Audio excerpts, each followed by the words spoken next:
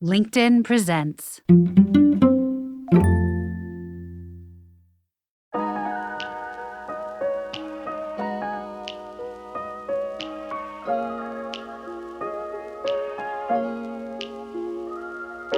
Howdy, everyone. It's Tuesday.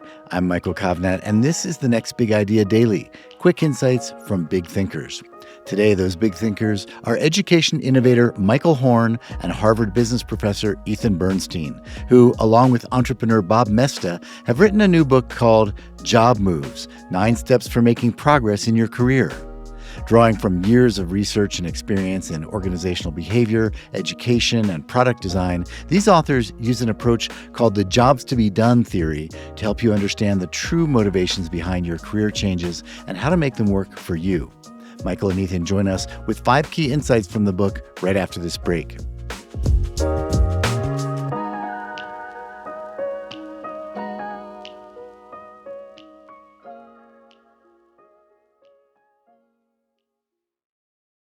From LinkedIn News, I'm Jessie Hempel, host of the Hello Monday podcast. Start your week with the Hello Monday podcast. We'll navigate career pivots. We'll learn where happiness fits in. Listen to Hello Monday with me, Jessie Hempel, on the LinkedIn Podcast Network or wherever you get your podcasts.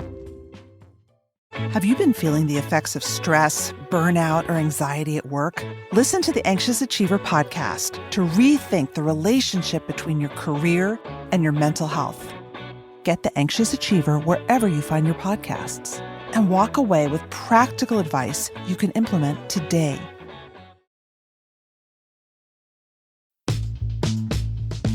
When most people think about changing jobs, they tend to focus on the features they want.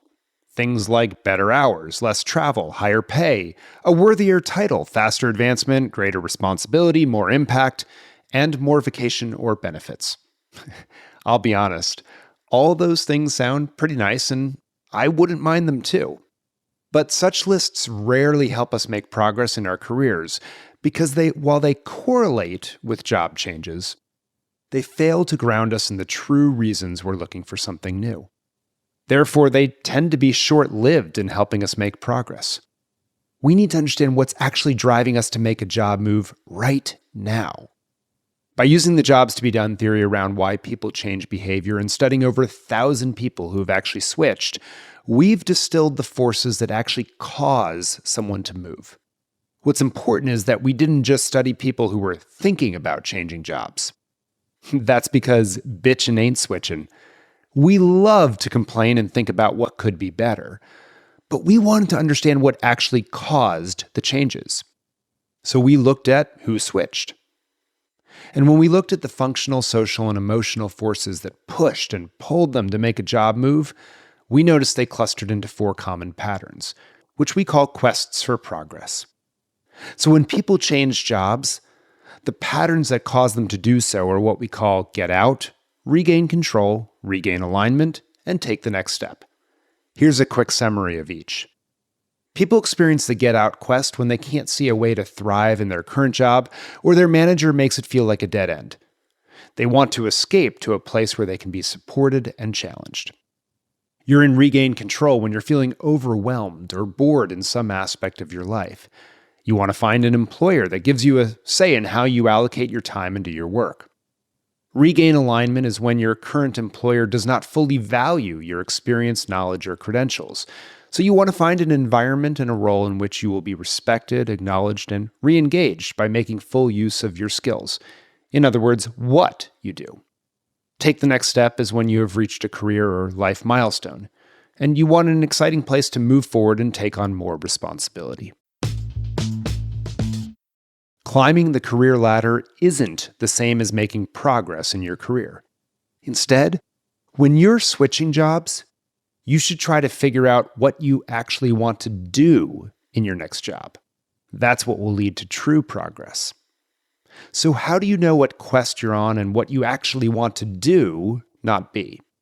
The most straightforward way we've found is to understand how you want your next job to motivate or energize you each day, and how you want it to make use of your capabilities.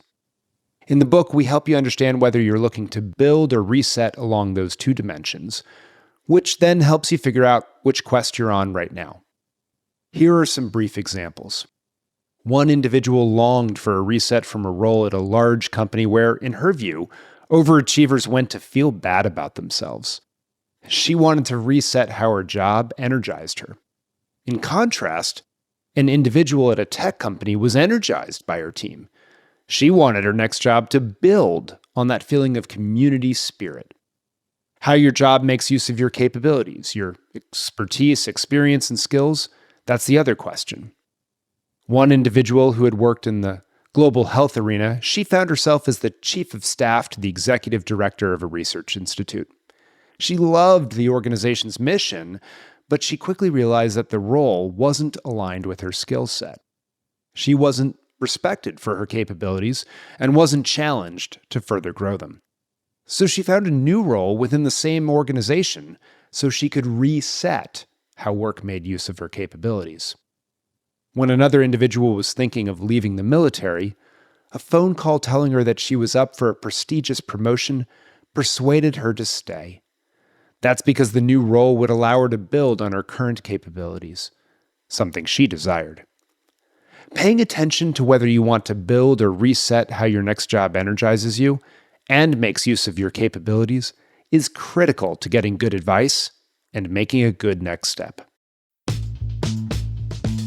When you ask someone what they want to do next, people typically think they should start with one answer. But the reality is that job seekers should first build 3 to 5 prototypes for what they could do next. Let me explain why.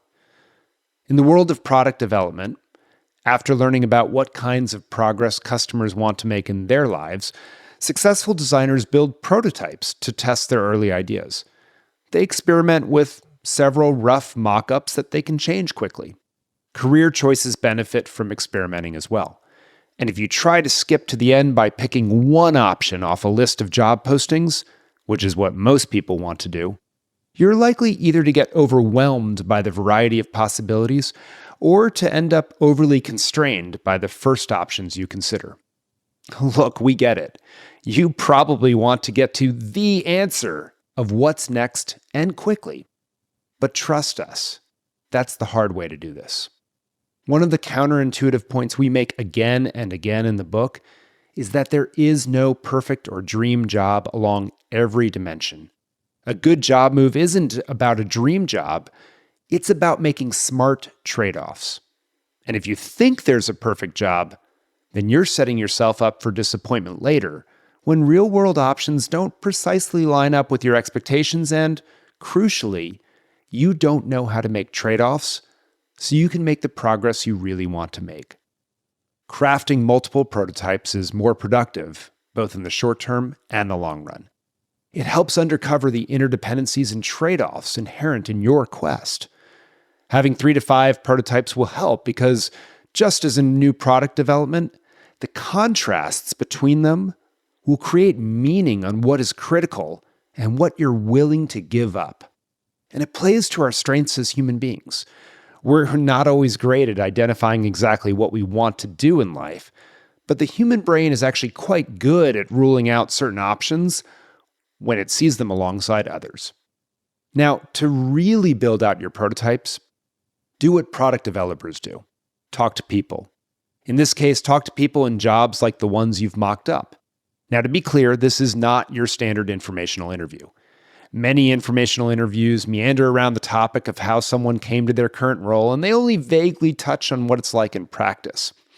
They tend to focus on how the interviewer can get a similar job and maybe even at the same company, even if that's not the intent. That's not how you want to do this.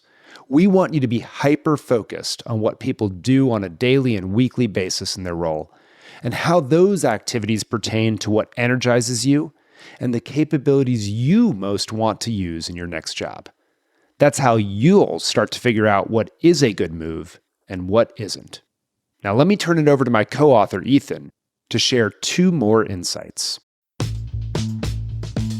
Your resume isn't going to effectively tell your career story for you, and it therefore isn't going to convince anyone what you should do next. You need to do that with a little help from Pixar. After you've honed in on what quest you're on and gone through the prototyping process to figure out what you want to do next, in an ideal world, you would simply go to the job market and find a no-hassle match with the prototype you've tested. Opportunities would just flow to you, given the clarity you have around what you want to do. But, like other matchmaking endeavors, finding your next job is never that easy. Part of the reason you have done so much work to get to this point is what organizations think you, and others want, isn't typically the same as what you actually want. As a result, they have trouble attracting the right people and developing them effectively. In the book, we write about some changes employers should make. But for now, accept that you are living in an imperfect world where you will have to translate your prototype into a career narrative that managers and organizations can understand. Learning how to tell that career narrative to the world is critical. Conventionally, people might refer to this as an elevator pitch. But most people see an elevator pitch as a chance to sell yourself to others. We're not trying to make you a salesperson yet. We want you to be a storyteller first. We want you to tell the story between the lines of your resume, not just within them. We want you to share the story spine, not just the highlights. And the good news is that you don't have to be a born storyteller to craft a good story spine. You can take your cues from one of the best storytellers in the world, Pixar. In 2011, Emma Coates, a storyboard artist at Pixar, tweeted 22 guidelines to make anyone a better storyteller. The part that has received the most sustained attention is her fourth point, about creating a story spine to provide narrative structure. Given that the human brain is wired to learn and retain information through stories, turning your quest for progress into a story is an effective way to get noticed and be understood. The story spine will help you create and tell this story well. Although our mental image of job searching these days is often someone sitting alone at a desk and submitting their resume to as many online job postings as possible, it turns out that successful job switching is a social process. Yes, at every turn, it's social. Trying to figure out what quest you're on? Turning to a trusted friend, mentor, manager, or colleague to understand the last time you switched jobs can help. Looking to understand what drives your energies and what capabilities you want to continue to develop? A mentor can help you spot the trends and clues in your past jobs that you might miss. Building out your prototypes?